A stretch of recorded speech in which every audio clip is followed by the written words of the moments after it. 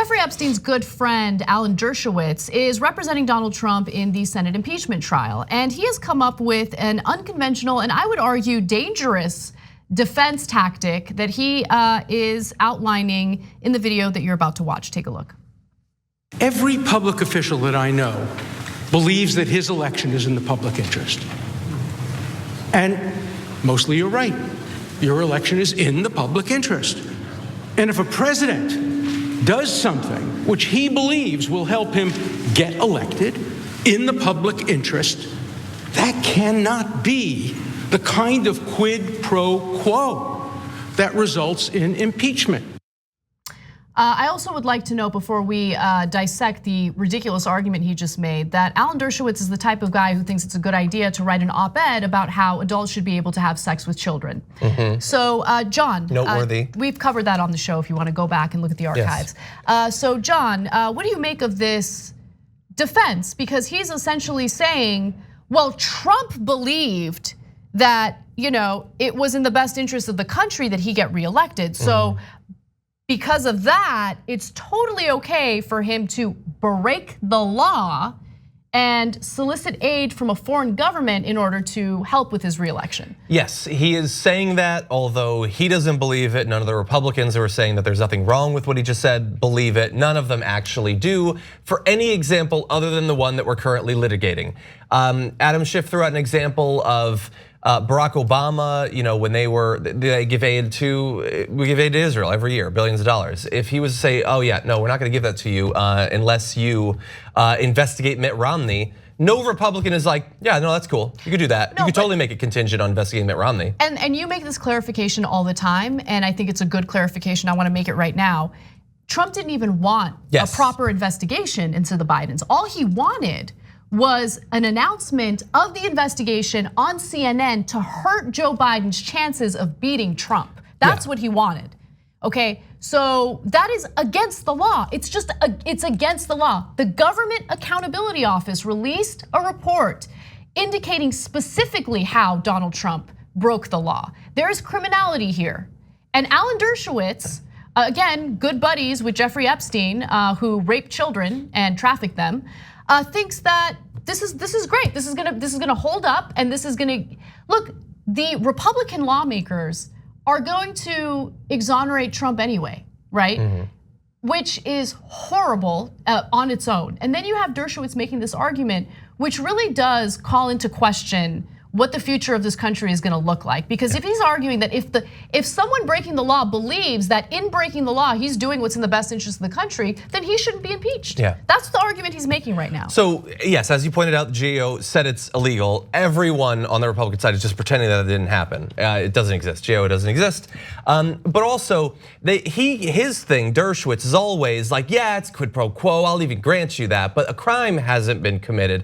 It's just his theory that it has to be a specific current felony that causes you to be removed. That's not actually what it says in the Constitution. In the Constitution, it names two specific offenses, bribery and treason, and then says high crimes and misdemeanors. And if you actually read what the founders were talking about while they were writing the Constitution, it's clear that high crimes and misdemeanors includes abuse of power and basically turning the office over to your own personal interests.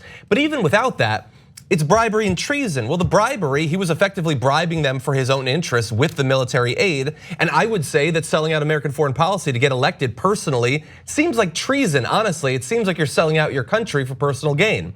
And so all of the specific things that they talk about in the section of impeachment, he's basically doing those, and the high crimes and misdemeanors definitely covers the abuse of power, the obstruction of Congress, and obstruction of justice of all of the rest. I'm not a law professor or whatever, but I can read the Constitution, it's not that long. And it's fairly clear in this section. The thing that's frustrating about all of this is it just feels like the law doesn't matter, that it doesn't apply to the Republican Party. And it's this type of miscarriage of justice is gonna have long-term impacts on this country. And it doesn't just it's not limited to the Trump administration, it sets a precedent. And Meg from our members section says, this is a nice party of law and order we've got here, which is what Trump ran on, right? And thank you for sending us that comment. Members are a big part of the show. You can become a member by going to tyt.com/join. But she makes a great point there. I mean, they get to make statements like that, run campaigns on how they're all about law and order, and then they go off and they break the laws and they get away with it over and over again. And this is the most egregious case because it's so obvious and so transparent. By the way, Dershowitz went on to say, we may argue that it's not in the national interest for a particular president to get elected, and maybe we're right. But in order for it to be impeachable, one would have to prove that the decision was based solely on corrupt motives. I don't understand what that means. The corrupt motive is taking the national interest and like subjugating it to your own personal interest. That's a corrupt motive. It's a personal motive. It's about you, not about the rest of the country. On its face, that's the starting point for the hypothetical that you're talking about. Exactly. Now, Adam Schiff did respond to this, and I gotta hand it to Adam Schiff. He's doing a great job in his lawyerly role. And so he lays out the case or the response in this next video. Take a look. I would assume in every impeachment case, yes, you have to show that the president was operating from a corrupt motive, and we have. But he also makes an argument that all quid pro quos are the same and all are perfectly copacetic. Now, some of you said earlier, well, if they could prove a quid pro quo over the military, now that would be something. Well, we have. So now the argument shifts to all quid pro quos are just fine, they're all the same. And by the way, one other thing that I want to note about how ridiculous this defense is, Dershowitz is arguing like, we don't think there was a quid pro quo. We don't think that Trump broke the law. But if he had broken the law, it's not an impeachable offense anyway. Like that's the whole argument that they're making. One more video from Schiff, let's take a look. I'm gonna apply Professor Dershowitz's own test.